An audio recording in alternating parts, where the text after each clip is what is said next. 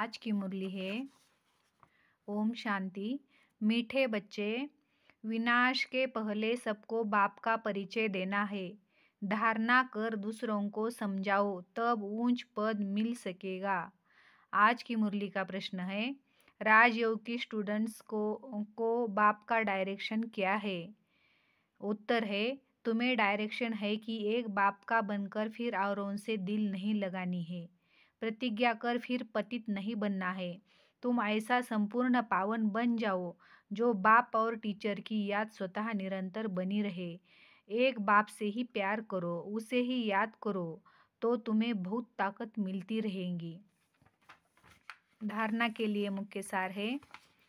पहला पॉइंट है, यह खेल बड़ा मजे का बना हुआ है। इसमें सुख और दुख का पार्ट नूंदा हुआ है, इसलिए रोने पीटने की बात नहीं। बुद्धि में रहे बनी बनाई बन रही बीती का चिंतन नहीं करना है।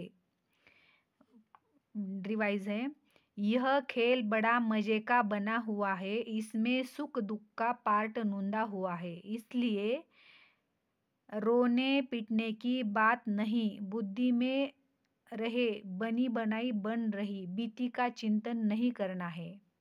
दूसरा पॉइंट है, यह कॉमन क्लास नहीं है। इसमें आंखें बंद करके नहीं बैठना है। टीचर को सामने देखना है।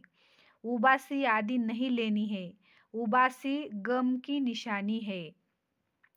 यह कॉमन क्लास नहीं है। इसमें आंखें बंद करके नहीं बैठना है।